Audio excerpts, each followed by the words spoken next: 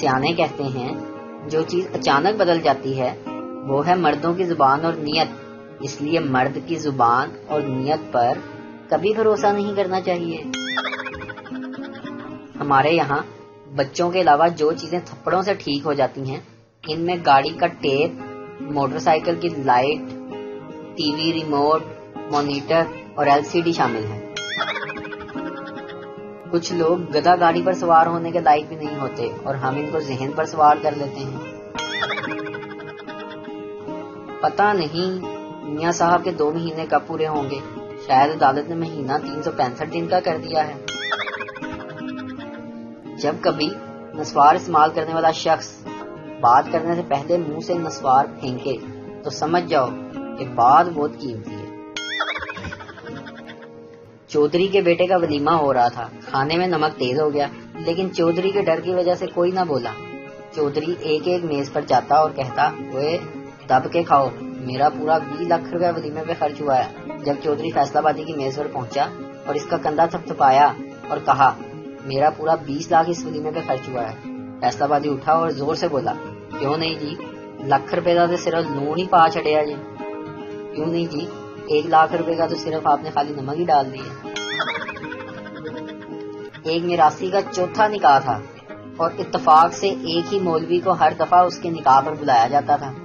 مولوی نے پوچھا، قبول ہے؟ میراثی، مولوی صاحب اگے تینوں کدی نہ کیتی ہے؟ وقت کے پاس بھی اتنا وقت نہیں کہ وہ دوبارہ آپ کو وقت دے سکے۔ اگر آپ کو لگتا ہے نا کہ آپ کا گھر چھوٹا ہے تو پوچا مار کے دیکھیں۔ شام کا وقت تھا اور سہانا موسم تھا۔ صحن میں چائے پیتے وقت سب کچھ گپوں میں مصروف تھے کہ چھوٹی بیٹی امی کی گود سے نکل کر ابو کی گود میں آ کر بیٹھ گئی اور نہایت معصومیت سے بولی، پاپا میں زیادہ بھاری ہوں یا کام والی آنٹی؟ پھر ہر طرف خاموشی چھا گئی۔ ایک فیصلہ بادی پودے لگا رہا تھا، میں نے اس سے جا کے پوچھا، بھائی یہ پودے نرسری سے لیے ہیں؟ کہتا نہیں، پریپ چم۔ کل دوپہر کو چاچو سے ہاٹ سپاٹ مانگا لیکن انہوں نے بے رحمی سے جواب دیا، تم کون ہو؟ شام کو ہم لوگ دودھ لینے منزل پمپ گئے، تینوں شادی شدہ چاچوؤں اور میرا کنوارے چاچو کا دودھ لیا اور چاچو نے سارا دودھ مجھے پکڑا دیا اور خود موبائل استعمال کرنے لگے۔ ابھی 10-12 قدم پیدل چلے تھے کہ ہماری پیاری اور جان سے عزیز سندھ پولیس کے جوان سر پر پہنچ گئے اور مجھے دیکھ کر کہا، کیا کر رہے ہو؟ میں دودھ کے شاپ پر دکھاتے ہوئے بولا، دودھ لینے آیا تھا۔ انہوں نے مجھے چھوڑا اور آگے چلتے چاچو سے بھی پوچھا، انہوں نے بھی سیم جواب دیا۔ انکل کہتے دودھ کدھر ہے؟ چاچو نے میری طرف اشارہ کیا تو میں یہ کہتے ہوئے چل پڑا، آپ کون ہو بھائی؟ اب چاچو کی کمر پر ٹکور کرتے ہوئے دیکھا ہے، پولیس کا ڈنڈا 2 انچ موٹا ہوتا ہے، جہاں پڑ جائے وہ جگہ نیلی چاکلیٹی ہو جاتی ہے۔ بیوی، کتنی مرتبہ آپ کو کہا ہے کہ جب میں بول رہی ہوں تو درمیان میں نہ بولا کریں؟ شوہر دھیمے لہجے میں، اس کا مطلب ہے کہ جب آپ سو جائیں میں تب بولوں؟ ایک قیدی بیمار پڑا تو اس کی مزاج پرسی کے لیے جیلر آیا، پوچھا کہ کیسے ہو؟ قیدی نے تکلیف سے کراہتے ہوئے کہا، جی پہلے ٹانگ میں درد تھا، وہ ڈاکٹر نے کاٹ کر پھینک دی، پھر بازو میں درد تیز ہوا، اسے بھی کاٹ ڈالا، اب کان میں شدید درد ہے، لازماً اسے بھی کاٹ دیا جائے گا۔ اچھا تو تم آہستہ آہستہ جیل سے فرار ہونا چاہتے ہو؟ جیلر نے تشویش ظاہر کی۔ 2 باتوں پر کبھی یقین نہ کرنا، نمبر 1 میں تمہارے بغیر نہیں رہ سکتا، نمبر 2 اگلی بار میں کھلاؤں گا، اس بار تم کھلا دو۔ بیوی شوہر کے ساتھ مشکل سے مشکل راستے پر بھی چلنے کے لیے تیار رہتی ہے، بشرطے کہ وہ راستہ شاپنگ سینٹر کی طرف جاتا ہو۔ باپ، نالائق، تم نے اپنی ماں سے اونچی آواز میں بات کیوں کی؟ بیٹا، مجھے پتا ہے ابو آپ کو جلن ہو رہی ہے کیونکہ آپ ایسا نہیں کر سکتے۔ طلاق کے مقدمے میں ایک خوبصورت عورت نے جج کو بتایا، ہم دونوں شادی کے بعد 1 سال تک بے حد خوش و خرم زندگی بسر کر رہے تھے، مگر پھر بیبی کے آنے کے بعد ہماری ازدواجی زندگی تلخ سے تلخ تر ہوتی گئی۔ جج نے پوچھا، بیبی لڑکا ہے یا لڑکی؟ عورت نے جواب دیا، لڑکی، وہ بھی 18 سال کی نوجوان لڑکی، کچھ ہفتے پہلے ہمارے پڑوس کے ایک مکان میں آ کر رہنے لگی ہے۔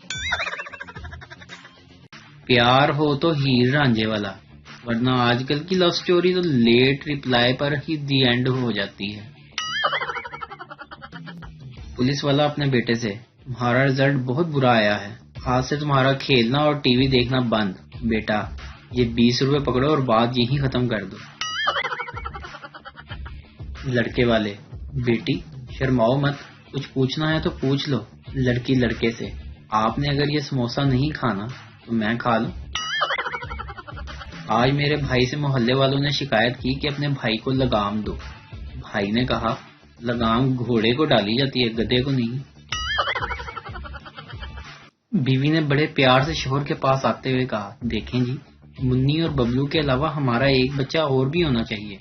شوہر: مہنگائی بہت ہے بیگم، اس لیے یہ 2 بچے ہی کافی ہیں۔ بیگم: وہ تو ٹھیک ہے مگر میں پریشان ہوں۔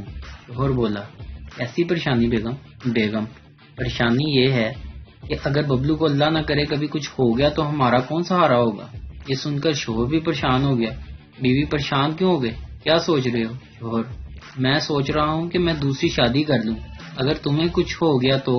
ابھی بات پوری نہ ہوئی تھی کہ شوہر کو کچھ ہو گیا۔ 2 دن بعد ہوش آیا تو پتا چلا کہ ٹیبل پر رکھا گلدان زور سے سر پر پڑا تھا۔ بڈھی نو دبکا مار بیٹھا، پھر دساں میں کی ہویا، میں کی دساں پھر کی ہویا، جو نہیں ہونا سی او ہویا، میرا بلڈ پریشر لو ہویا۔ بابا جی کو ملکی حالات کے اوپر تبصرہ فرمائے۔ بابا جی فرماتے ہیں ہمارا ملکی وزیر اعظم وہ الیکٹریشین ہے جو زیرو کا بلب ٹھیک کرنے آیا تھا اور پورے گھر کی وائرنگ جلا بیٹھا۔ میری ہمسائی کا موبائل چوری ہو گیا ہے، کوئی مجھے مشورہ دے کہ میں کتنے دن بعد اس سے کہوں کہ چارجر مجھے دے دو۔ 2 لال بیگ ایک گندے نالے کے اوپر کھانا کھا رہے تھے۔ ایک بولا: یہ سامنے ہوٹل دیکھ رہے ہو؟ کہتے ہیں یہ بہت صاف ستھرا ہے، الماری میں سلیقے سے خوبصورت سامان، صاف ستھری کرسیاں، ٹیبلز، فرش دیکھو تو اپنا چہرہ نظر آتا ہے۔ دوسرا لال بیگ بولا: اوہو، یہ کیا بکواس کیے جا رہے ہو؟ میں سنتا جا رہا ہوں، تمہیں معلوم نہیں کہ میں کھانا کھا رہا ہوں؟ اور کھانے کے وقت ایسی گندی باتیں نہیں کرتے، متلی ہوتی ہے۔ گھر سے تنگ آ کر میں نے اپنے سسر کو فون کیا: ہیلو سسر جی، آپ کی بیٹی میں تو دماغ نام کی کوئی چیز ہی نہیں ہے۔ سسر نے بھی آگے سے پھر جواب دیا: بیٹا جی، ہاتھ کی بات ہوئی تھی، ہاتھ آپ کو دے دیا، دماغ کی تو بات ہی نہیں ہوئی تھی۔